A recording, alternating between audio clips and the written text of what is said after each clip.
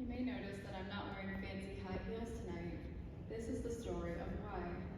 If I had not. I held the groomsman's arm tightly as we made our way down the aisle, past my friend's wedding guests.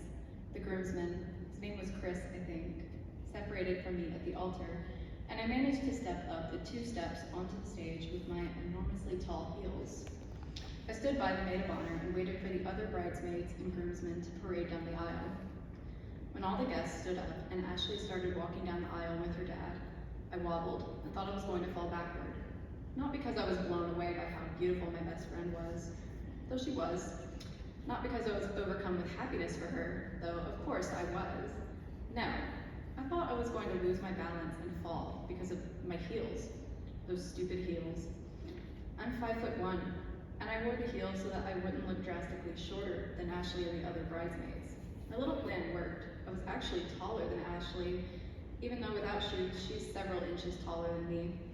I didn't think I was being stupid. The sparkly heels matched the shiny dress so well. I had even practiced walking in them to prepare for the big day. But now, my preparation didn't seem like nearly enough.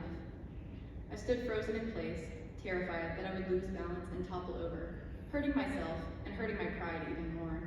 I hated that I couldn't enjoy the ceremony, too busy role-playing as a statue, praying to God to please not let me fall. My brother played a beautiful song on the piano, while Ashley and Tanner poured colorful sand into a jar to signify their uniting families. But the whole time, I was just silently begging for it to end.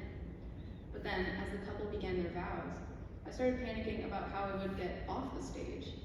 I could barely stand still without toppling over. How could I possibly walk down the steps by myself? I was certain that I would fall on the floor and ruin my friend's wedding. I wish that I could speak telepathically to my groomsman, Chris, and tell him, please help me down those stairs or I'm going to fall. The ceremony ended, and Ashley and Tanner marched down the aisle.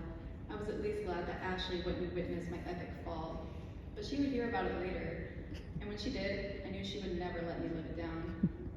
The best man and maid of honor linked arms and followed the married couple down the aisle. Then it was our turn. Chris and I moved across the stage toward each other, but to my despair, he stepped down onto the steps, just like I'd feared. I forced a smile and put one foot on the step next to him, but then I stumbled and fell against him. He gasped and helped me the rest of the way down. Are you okay? He said, looking down at me, eyes wide with sympathy. Yep, I let out an embarrassed laugh as I held onto his arm for dear life and hobbled toward the exit. At last, we escaped the chapel. My humiliation was over. I'm so sorry, Chris said when the guests could no longer hear us.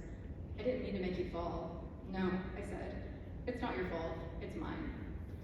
If I had not worn those stupid heels, I could have enjoyed my best friend's wedding ceremony and not humiliated myself in front of all the guests.